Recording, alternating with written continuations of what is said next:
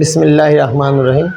সপ্তম শ্রেণীর শিক্ষার্থী বন্ধুরা, আজকে তোমাদের জন্য আমি গণিত বইয়ের 229 পৃষ্ঠা যে একক কাজগুলো রয়েছে সেগুলো সুন্দর একটা ক্লাস নিয়ে এসেছি। তোমরা সবাই শুরু থেকে শেষ পর্যন্ত এই ক্লাসটি দেখবে এবং তোমার সহপাঠীর জন্য এই ক্লাসগুলো শেয়ার করবা এবং সর্বপ্রথম তুমি বুঝবা, তারপর তোমার বন্ধুকে শেয়ার করবা। তো এবং তোমরা কমেন্টে জানিয়ে দিতে পারো আমার এই ক্লাসটা তোমাদের আজকে কেমন লাগবে। তো বন্ধুরা দেখো, তোমাদের এখানে মোটামুটি 4টা কাজ দেয়া আছে। হ্যাঁ, 4টা কাজের মধ্যে আমি একটা কাজ এখানে লিখেছি। দেখো, তোমাদের যেটা বলছে যে এমন একটা রাশি দেওয়া আছে, এই রাশিটা থেকে আমাদের এই রূপ প্রদান করতে হবে, অর্থাৎ এটা দেওয়া আছে, এটা করব। তাহলে খেয়াল করে দেখো, যেটা দেয়া আছে আর যেটা করতে হবে এদের মধ্যে একটু তুলনা করো। তুমি খেয়াল করে দেখো, 7x + 5 আছে, 7x করতে হবে। 25 আছে, 20 করতে হবে। তার মানে এখানে অতিরিক্ত আছে, শর্ট করতে হবে। আবার এখানে বেশি দেওয়া আছে, এখানেও শর্ট করতে হবে। তার মানে শর্ট মানে কি? নিশ্চয়ই শর্ট করতে হবে, তার মানে বেশি দেওয়া আছে, শর্ট করবা। তার মানে তুমি পক্ষান্তর করবা, তাই না? অথবা বিয়োগ করবা। তাহলে খেয়াল করে দেখো তো, আমরা যদি এটাকে এভাবে সমাধান করি যে 7x = 25 + 5টাকে সমানের পরে পক্ষান্তর করে -5 করলাম। তাহলে দেখো তো 7x মিলে গেছে কিনা? অবশ্যই মিলে গেছে। আর 20 করতে হবে, তাহলে অবশ্যই 25 থেকে 5 বাদ দিলে তো 20 হয়। তাহলে আমরা পাচ্ছি অতএব 7x = 20। তাহলে বলো তো, এখানে অনায়াসে কি করা হলো? কোনো একটা সমীকরণের বাম পক্ষ থেকে একই সংখ্যা বা ডান পক্ষে চিহ্ন পরিবর্তন করে যদি নিয়ে যাওয়া হয় তাহলে এটাকে স্থানান্তর করা যায়, আর এটাকে বলা হয় পক্ষান্তর বিধি। তার মানে আমি +5কে পক্ষ পরিবর্তন করে, অর্থাৎ বামে ছিল ডানে নিয়ে গিয়ে -5 করলাম। -5 করাতে কি হলো? 7x + 5 থেকে অনায়াসে 7x পাওয়া গেল, আর 20 থেকে অনায়াসে 25 থেকে অনায়াসে 20 পাওয়া গেল। তাহলে আমরা লিখতে পারি অতএব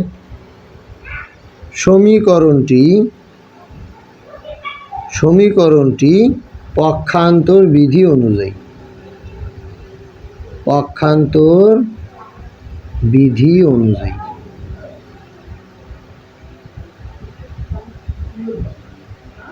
তাই না? কারণ আমরা +5কে পক্ষ পরিবর্তন করে অন্য পক্ষে নিয়ে গেছি, এটা হলো পক্ষান্তর বিধি অনুযায়ী। এবারে 2 নম্বর যে প্রবলেমটা আছে এটা দেখো।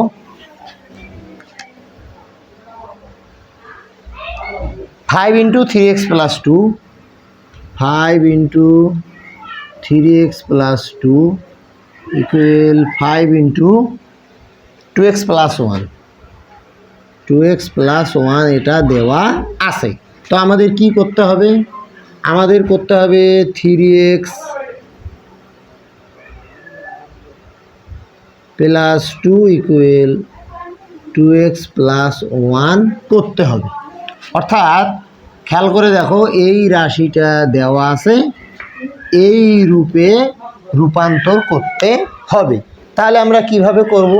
তো আগের মতো এটা যেহেতু তুলনা করছে, এরকম তুলনা করো। দেখো, এরকম দেওয়া আছে, এরকম করো। তাহলে আছে 5 গুণ অবস্থায়, কিন্তু যেটা করতে হবে সেখানে 5 নেই। আবার সমানের পরেও 5 গুণ অবস্থায় ছিল, এখানে নেই। তাহলে আমরা কি করতে পারি? দেখো তো, সমানের আগেও -5 গুণ অবস্থায় আছে, গুণনীয়ক। সমানের পরেও 5 গুণ অবস্থায় আছে, এটাও গুণনীয়ক। তাহলে যদি কোনো সমীকরণ থেকে বা উভয় পক্ষ থেকে সাধারণ উৎপাদক সরাসরি বাদ দেয়া যায়, সাধারণ উৎপাদক যদি সরাসরি বাদ দেওয়া যায়, তাহলে এটাকে বলবো আমরা গুণের বর্জন বিধি। তাহলে খেয়াল করো, তুমি এভাবে 5 কাটা দিতে পারো। তাহলে কাটা দেওয়ার পর আমি কি পাইলাম? 3x + 2 = 2x + 1 পাইলাম। তাহলে খেয়াল করো, এইটাই তো চেয়েছিল। তাহলে আমি কি করলাম? উভয় পক্ষ থেকে সরাসরি একটা উৎপাদক বাদ দিয়ে দিয়েছি। তাই যেহেতু বাদ দিয়ে দিলাম, তার এটা কি অবস্থায় ছিল? উৎপাদক সাধারণত গুণ অবস্থায় থাকে। তাহলে আমরা লিখতে পারি অতএব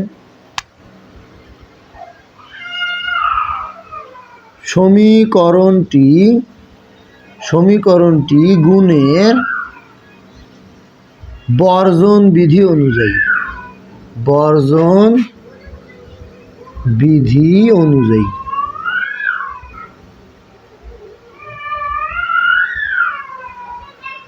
এটা সম্পন্ন হয়ে গেল।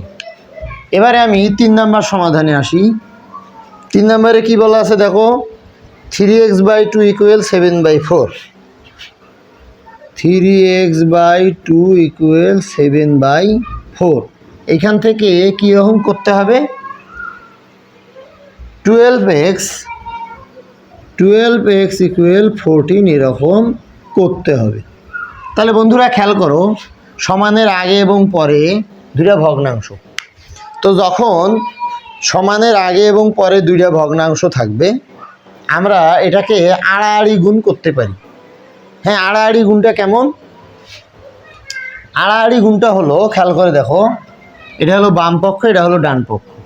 তাহলে বাম পক্ষের লবকে ডান পক্ষের হর দ্বারা গুণ এবং বাম পক্ষের হরকে ডান পক্ষের লব দ্বারা গুণ করলে যে বিধি পাওয়া যায় এটা হলো আর গুণন বিধি। তাহলে আমাদের যেহেতু 12x = 14 করতে হবে, তাহলে 3x কে 4 দ্বারা গুণ করো। তাহলে 3x × 4 সমান দিলাম আবার 2 × 7, 2 × 7। তাহলে কি পাওয়া গেল, 3 × 4 = 12, সঙ্গে থাকা x = 7 × 2 = 14। তাহলে খেয়াল করো, আমাদের যে রাশিটা করতে হবে সেটা মিলে গেছে। তাহলে আমি এটা কিভাবে পাইলাম, আমি আড়াআড়ি গুণ করে এই জিনিসটা পেয়ে গেলাম। তাহলে আমরা বলতে পারি অতএব সমীকরণটি আর গুণন বিধি অনুযায়ী সম্পন্ন করা। আমি আর গুণনটা আবার বলছি, বাম পক্ষের লবকে ডান পক্ষের হর দ্বারা গুণ এবং বাম পক্ষের হরকে ডান পক্ষের লব দ্বারা গুণ করে যে মানটা পাওয়া যায় সেটা হলো আর গুণন বিধি অনুযায়ী। তাহলে 3 নম্বরটা অনায়াসে হয়ে গেল। এবারে চতুর্থ যে রাশিটা দেওয়া আছে দেখো, হ্যাঁ, 4 নম্বর যে সমস্যাটা, আমি এটা এবারে সমাধান করে দিচ্ছি। 4 নম্বর সমস্যাটা সমাধান করব। এখানে বলা আছে 5x + 2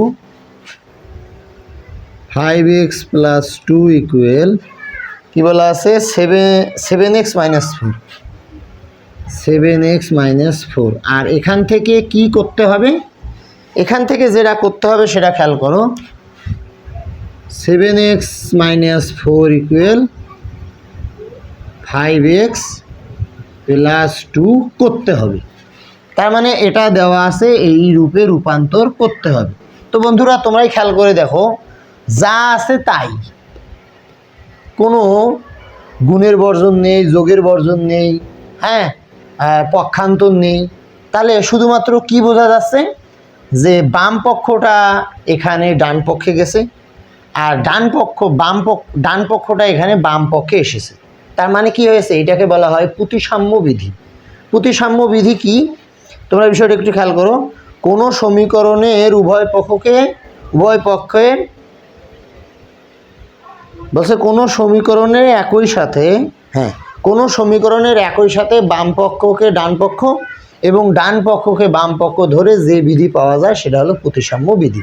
তার মানে আমি ডানকে বাম ধরব, তাহলে অতএব পুরোটাই 7x - 4 = আমি কি করলাম, আমি ডানকে বাম করলাম, এবার বামকে ডান করব। তাহলে 5x + 2 সমানের পরে যাবে, 5x + 2 সমানের পরে চলে গেল এবং যেটা করতে বলছে সেটা অলরেডি আমরা পেয়ে গেছি। হ্যাঁ, আমি আবারও বলছি, কোনো সমীকরণের একই সাথে বাম পক্ষকে ডান পক্ষ এবং ডান পক্ষকে বাম পক্ষ ধরে যে বিধি বা যে সমীকরণ পাওয়া যায় সেটা হলো প্রতিসাম্য বিধি অনুযায়ী সমীকরণ করা। তাহলে আমরা লিখতে পারি অতএব সমীকরণটি প্রতিসাম্য বিধি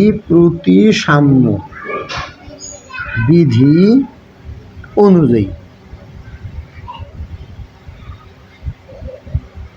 অর্থাৎ এটা প্রতিসাম্য বিধি অনুযায়ী করা। প্রতিসাম্য কথার অর্থ কি, যে প্রতিপক্ষকে ট্রান্সফার করা, পক্ষান্তর করা, এবং তাতে মানের কোনো পরিবর্তন হবে না। এখানে জাস্ট আমি একটু সংক্ষেপে বলি, বলা ছিল 5x = 7x, তাই না? কিন্তু এখন কি বলা হলো, 7x = 5x। তার মানে 5x কার মান, 7x এর মান, আবার 7x কার মান, 5x এর মান। তার মানে এতে করে পক্ষান্তর তো নয়, মানে পুরো রাশিটাকে আমরা চেঞ্জ করলাম। এইটাকে বলা হয় প্রতিসাম্য বিধি অনুযায়ী। তাহলে বন্ধুরা, আজকের যে একক কাজগুলো 229 পৃষ্ঠায় ছিল, তাই 1 থেকে 4 পর্যন্ত আমি সুন্দর করে বোঝাই দিলাম। নিশ্চয়ই তোমরা এই ভিডিওটা শুরু থেকে শেষ পর্যন্ত দেখেছো, এবং যদি বুঝে থাকো তাহলে কমেন্টে জানিয়ে দিবা, আর যদি না বোঝো তারপরেও জানিয়ে দিবা। আর যারা বুঝেছো তারা, বা যারা বোঝোনি, যদি মনে করো যে এই ক্লাসটা আমার বন্ধুকে শেয়ার করা যায়, তাহলে বেশি বেশি করে তোমার সহপাঠীদের জন্য এগুলো শেয়ার করবা, এবং আমার জন্য দোয়া করবা, আমি যেন আরও সুন্দর সুন্দর ভিডিও তোমাদের জন্য নিয়ে আসতে পারি। তো বন্ধুরা, শেষে যে কথাটি না বললেই নয়, সবাই সুস্থ থাকিও, ভালো থাকিও, খোদা হাফেজ।